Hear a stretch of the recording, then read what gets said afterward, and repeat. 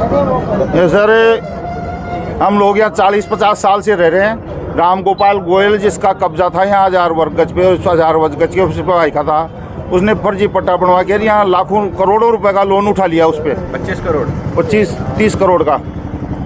उसमें वो लोन उठाया है पूर्व पश्चिम 50 गज उधर साइड में है, उससे हमारी ज़मीन 150 वर्ग गज दूरी पे है। लेकिन वो यहाँ पे हमारे नोटिस लगा गए, जबकि यहाँ कोई मतलब ही नहीं है। तो हम ये चाहते हैं गलत जिन लोगों की ज़मीन ली गई है वो ज़मीन की सील वापस खोली जाए, जिनको सील कर दी, और लोगों को न्याय मिले, गरीब आदमियों को न्याय मिलना चाहिए। फर्जी पट्टा बनवाया, फर्जी लोन हुआ, सारा काम फ्रॉड है, जबकि सारे सबूत मौजूद है। उसके बावजूद वो 18 तारीख की नीलामी की यहाँ चिपका गया। मतलब देखो, इसका मतलब ये है कि इसमें बड़ा खेल है कोई। भाई रफीक खान का तो उसने खुद ने नाम लिया है, लेकिन हो सकता है और भी लोग कोई सम्मिलित हो। इससे ज्ञात होता है कि बड़ा खेल है।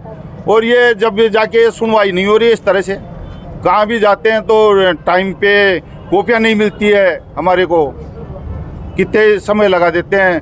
जय DRT में हम गए, राम गोपाल गोयल की फाइल मांगी, भाई हम देखें क्या क्या है, किस आधार पे लोन दिया, कैसे कैसे है, तो उन्होंने मना कर दिया कि हम आपको नहीं देंगे कॉपी। नोटिस किसके नाम से आए हैं कहाँ पे? विभिन्न सबके नाम से नहीं, नाम भी नहीं लिखा उसमें किसी का।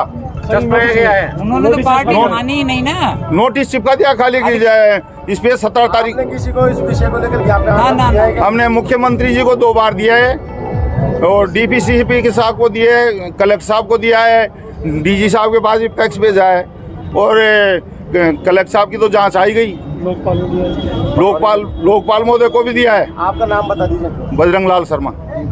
में बात यह है कि ये बात है वन विभाग की ज़मीन है, जिस पे कोई भी पार्टी, कोई भी बैंक लोन दे नहीं सकते।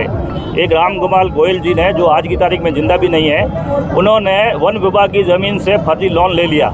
अभी वो तो चले गए, तो बैंक उस लोन को 25 करोड़ को रिकवर करना चाहता है। तो ज़मीन, ये जो 200 लोगों को नोटिस मिला, ये उसमें ग्राउंड में वो ज़मीन नहीं, ज़मीन दूसरी है, पर वो उस ज़मीन को और इन दोनों को कुरुक करके बैंक वापस बेच कर अपना पैसा लेना चाहती, क्यों वो पार्टी जिसने लिया लोन तो है नहीं है। तो ये लोग CM के पास भी गए, कलेक्टर के पास भी गए, बैंक का जो ओम्बड्समैन होता है लोकपाल, उनके पास भी गए, पर अभी तक किसी ने भी इनको सेटिस्फैक्ट्री जवाब नहीं दिया है। तो इनके खिलाफ सबसे बड़ी पार्टी है बैंक के खिलाफ एक्शन होना चाहिए कि आपने सबसे पहले बाकी ज़मीन पे उस पार्टी को लोन दे कैसे दिया, और उस लोन को रिकवर करने के लिए जो ये पार्टी ग्राउंड में, इनकी ज़मीन वो नहीं है, वो दूसरी ज़मीन है जिस पे वो लोन लिया है, कोर्ट के कागज़ के अनुसार ज़मीन ही दूसरी है। तो वो ज़मीन, उस ज़मीन को जा करके नोटिस देना है तो उनको दे। ये पार्टी, ये तो 40 सालों से रह रहे हैं, इनके पास इलेक्ट्रिक कनेक्शन है, सब कुछ है, तो इनको क्यों नोटिस दे रहे हैं? जबकि हाँ जी, कोर्ट में गए, हाईकोर्ट में मिला है कि ऑर्डर है, कोर्ट ने भी जो आपको ये ज्ञापन दिया है, नहीं ये डायरेक्शन दिया है, और उन्होंने क्या इसका डायरेक्शन उल्टा नाप लिया ग्राउंड में, ताकि हमारी जमीन भी कर लिए। पूरे से पश्चिम 150 है, उन्होंने क्या किया, उत्तर से दक्षिण 150 कर लिया, इनको साथ में ले लिया। बैंक की भी मिली भगत है इसमें, बैंक की पूरी मिली भगत है, तभी तो बैंक ने 30 बैंक है शामिल है इसमें यूको बैंक है, 10 बैंक है, सेंट्रल बैंक है, देना बैंक है, SBI बैंक। आगे क्या करेंगे? आगे हम कानूनी लड़ाई तो लड़ ही रहे हैं, और हम आपके थ्रू हम ये आवाज़ पूरा चीफ मिनिस्टर तक और पूरे लोगों तक फैलाना चाहते हैं। बाकी हम अपनी कानूनी लड़ाई तो लड़ ही रहे हैं। मुख्यमंत्री जी ने आपको क्या आश्वासन दिया है? मुख्यमंत्री जी ने जांच बढ़ाई, कलेक्टर के थ्रू एक कमिश्नर बैठाया हुआ, जिसमें कमिश्नर वो खुद वकील साहब है, जो आप प्रधान साहब ने बताया कि वो वकील खुद इनको धमकी दे रहा है। आपका नाम बताइए। मैं कर्नल RS बावड़ी। ये वेदपुरी कच्ची बस्ती है, यहाँ पर करीब हम 40-50 साल से रह रहे हैं, और यहाँ हम सब निवास कर रहे हैं। करीब 200 मकान हैं। यहाँ पे बैंक वालों ने कोई राम गोयल के व्यक्ति के नाम से कोई लोन दिया था, कोई कहता 25 करोड़ का लोन दिया, कोई कहता 55 करोड़ का लोन दिया। कि सर लोन जो दिया गया सर, इसमें आधा पैसा सर बैंक वाले खा गए देने के टाइम पे, और राम गोपाल गोयल को इसमें जेल कराया इन लोगों ने, और उसकी डेथ हो गई, और उसके बच्चे की भी जो डेथ हो गई। और साहब हम लोगों को इंसाफ चाहिए। और एक KV सिंह के नाम के एक अपने वकील हैं, जिनको DRT कोर्ट ने यहाँ पे कमिश्नर जो नियुक्त कर रखा है, वो आके बार बार परेशान करते हैं। और अभी RBI से भी आपने कोई बात की? हाँ, अभी यहाँ 12 बैंकों के लोन है। और सर अभी यहाँ पे ऐसा भी हुआ था इन्होंने 3 नाम रखे प्रॉपर्टी के, प्रॉपर्टी नंबर 1, 2, 3। तो 1 और 2 नंबर की प्रॉपर्टी इन लोगों ने बेच दी थी, नीलाम कर दी थी।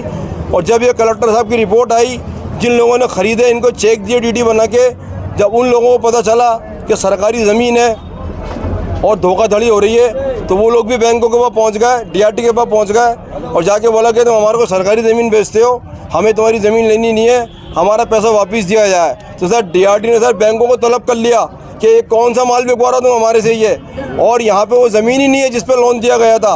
वो ज़मीन हीरापत जामडोली के अंदर है और यहाँ पे हमें नाजायज़ परेशान किया जा रहा है। और सर अभी 1 साल 1.5 साल पहले सारी बस्ती के लोग रफ़ीक खान एमएलए साहब के पास गए थे और जाके उनसे गुहार की थी, करीब 150-200 आदमी गए थे। तो उन्होंने ये कहा था कि तुम्हें अच्छा इंसाफ मिलेगा और तुम्हारे बारे में बात करूँगा। दूसरे दिन सर मेरी कोर्ट में तारीख थी डीआरटी के अंदर, मेरे वकील ने जाके बताया, बोले आरओ साहब बता रहे हैं कि खुद रफ़ीक खान एमएलए इस ज़मीन को ख़रीदने में लगे हुए हैं और गुड़गांव से बोली लगवा रहे हैं। अब साहब किससे इंसाफ मांगा जाए, किससे इंसाफ की उम्मीद रखी जाए, बताइए आप। अब आप धरने पे बैठे हो, आगे कारण नहीं। हम सर धरने पे बैठे हैं, हमारा धरना जब तक ख़त्म नहीं होगा, जब तक हमें इंसाफ नहीं मिलेगा और खत्म करेंगे। और जो है ज़मीन हमारी हमें मिलनी चाहिए वापस। हमारे पास ज़मीन के पूरे कागज़ हैं, 60-70 साल से हमारा कब्ज़ा है और ये लोन 2011 में 12 में हुआ था और ये पूरी कार्रवाई करके बैंक वाले हमें नाजायज़ परेशान कर रहा है। और जो है अपने सीएम साहब से भी उन्होंने गुहार लगाई जा करके।